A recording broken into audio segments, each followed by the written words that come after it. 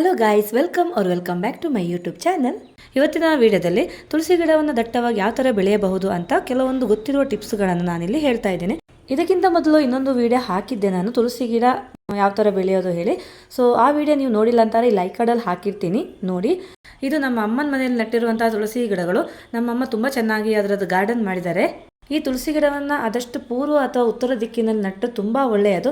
ಅದಾಗೆ ಬೀಜ ಬಿದ್ದು ಗಿಡ ಹುಟ್ಕೊಂಡಂತೂ ತುಂಬ ಒಳ್ಳೆಯದು, ತುಂಬ ಅದೃಷ್ಟ ಕೂಡ. ಆಮೇಲೆ ತುಳಸಿ ಗಿಡ ನಿಮಗೆ ದಟ್ಟವಾಗಿ ಬರಬೇಕು ಅಂತ ಆದರೆ ತುಳಸಿ ಗಿಡದಲ್ಲಿ ಬೀಜ ಬೆಳೀತಾ ಇರುತ್ತಲ್ವಾ, ಬೀಜ ಹೂವು ಅದನ್ನೆಲ್ಲ ನಾವು ಕಟ್ ಮಾಡಬೇಕು. ಈ ಕೆಲಸವನ್ನ ಆದಷ್ಟು ಬೆಳಗಿನ ಜಾವ ಮಾಡಿದ್ರೆ ತುಂಬ ಒಳ್ಳೆಯದು, ಮಧ್ಯಾಹ್ನದ ನಂತರ ಮಾಡಲೇಬಾರದು. ಆಮೇಲೆ ಇನ್ ಕೆಲವರು ಹೇಳ್ತಾರೆ ತುಳಸಿ ಗಿಡಕ್ಕೆ ಫಂಗಸ್ ಬರ್ತದೆ, ಬ್ಯಾಕ್ಟೀರಿಯಾಗಳೆಲ್ಲ ಬರ್ತದೆ, ಸೊ ಇದಕ್ಕೆ ಏನಾದ್ರು ಸಜೆಷನ್ ಕೊಡಿ ಅಂತ. ಸೊ ಆ ಥರ ಆದಾಗ ಅದಕ್ಕೆ ನಾವು ಏನು ಮಾಡ್ಬೋದು ಅಂದರೆ ಕರ್ಪೂರದ ಹುಡಿಯನ್ನು ಹಾಕ್ಬೋದು. ಹಾಗೆ ಫಂಗಸ್ ಬರದಾಗ ಅರಿಶಿಣದ ನೀರು ಕೂಡ ಹಾಕ್ಬೋದು. ಕೆಲವೊಂದು ಮನೆಗಳಲ್ಲಿ ಅಥವಾ ಹಳ್ಳಿ ಕಡೆ ಹೆಚ್ಚಾಗಿ ದನದ ಸಗಣಿ ಸಿಗ್ತದೆ. ಇದನ್ನು ನಾವು ನೀರು ಮಾಡಿ ಗೊಬ್ಬರ ಥರ ಕೂಡ ಯೂಸ್ ಮಾಡ್ಬೋದು. ಆಗ ಈ ತುಳಸಿ ಗಿಡ ದಟ್ಟವಾಗಿ ಎಲೆ ಎಲ್ಲ ಅಗಾಲವಾಗಿ ಚೆನ್ನಾಗಿ ಬೆಳೀತದೆ. ಒಂದು ವೇಳೆ ನಿಮಗೆ ದನದ ಸಗಣಿ ಸಿಕ್ಕಿಲ್ಲ ಅಂತ ಆದರೆ ಇವಾಗೆಲ್ಲ ಆನ್ಲೈನಲ್ಲಿ ಸಗಣಿ ಬೆರಣಿ ಎಲ್ಲನೂ ಸುಲಭವಾಗಿ ಸಿಗ್ತಾ ಇದೆ.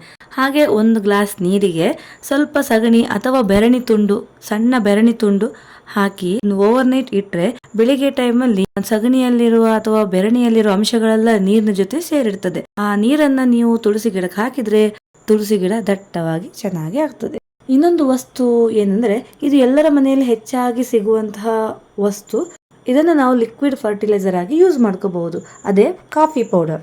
ಈ ಕಾಫಿ ಪೌಡರ್ ನಾವು ಡೈರೆಕ್ಟ್ ಆಗಿ ಅಥವಾ ಫಿಲ್ಟರ್ ಆಗಿರುವಂತಹ ಕಾಫಿ ಪೌಡರ್ ಉಳಿದಿರ್ತದಲ್ಲ, ಅದಕ್ಕೆ ಸ್ವಲ್ಪ ನೀರು ಹಾಕಿ ಅದನ್ನು ಕೂಡ ನಾವು ಗಿಡಕ್ಕೆ ಹಾಕಿದ್ರೆ ತುಂಬ ಚೆನ್ನಾಗಿ ಆಗ್ತದೆ. ಮತ್ತು ಹೆಚ್ಚಿನವರಿಗೆ ಗೊತ್ತಿರೋ ಹಾಗೆ ಗಿಡದ ಬುಡದಲ್ಲಿರುವ ಮಣ್ಣು ಸ್ವಲ್ಪ ಸಡಿಲವಾಗಿರಬೇಕು.